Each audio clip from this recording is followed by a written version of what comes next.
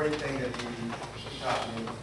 And number 4, probably more than anything, to be there. Be there for my family, to be there for me, to be there for my brothers and sisters. He was there at all my football games, watching me, track meets, taking off of work. And he was always there. He's always been there, even when I was in Colorado. He's there today. And it's just been great to have him there and to be able to count on him. Not all the things he taught us were, great lessons. There was one that maybe not so great. The top of the list was he taught us not to effectively tutor at math. Even worse.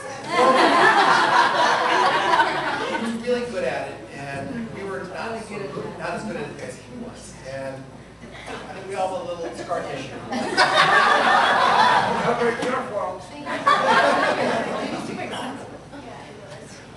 Number 5, to be generous. Both my mom, a lot of these apply to my mom as well. They're so generous. One of the things they've done for us, for me, with my first house, they offered to, they wanted to pay for the down so I could buy a house, without any expectation of that money being paid back ever. But you did pay. With interest. But it was absolutely given with no expectation of paying back. And it's a lesson that it taught me. I can't say it's a lesson that I've learned, but it amazes me because it's just beyond me to think that people function like that. My parents function like that. Number 6, to be competitive. And this one actually might be titled, "To be competitive to a fault." Because if you know my dad, he is ultra competitive.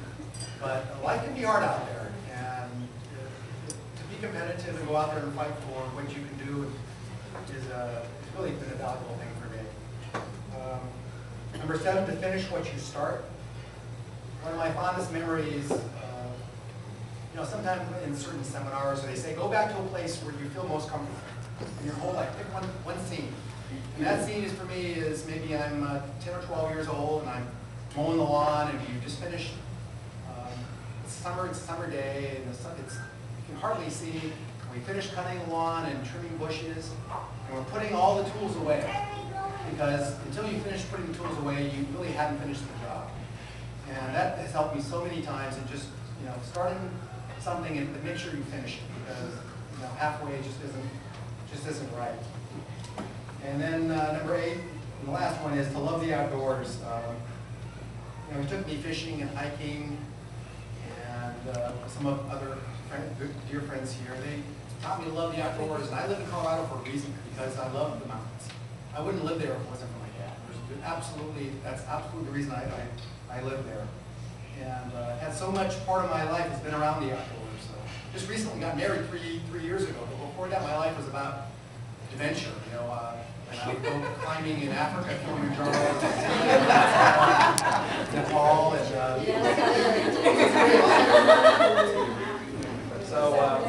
and I owe that to my dad. So these are a few examples, and really what it comes down to is. What I have here is a picture of me, about 8 years old, holding a little trout. We went 7 hours to the Sierras to catch them. We used to go opening day every year.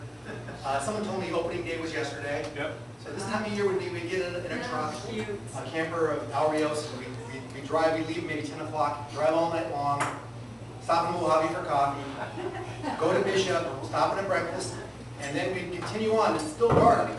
And then we'd get to the lake or the fishing place right at crack of dawn for opening day. So this was probably taken on one of those trips, opening day, about 8 years old. And it was about this time when my dad became my hero. And he's still my hero today. And now I have a 2-year-old. I can pass along some of these great things that he taught me.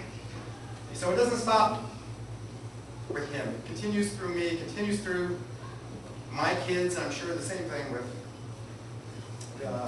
his other grandchildren. So If I am half the father that my dad was to me, I will consider myself a great success. So here's to my dad.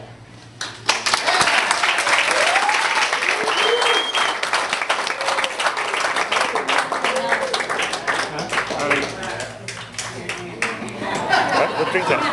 What? Hello.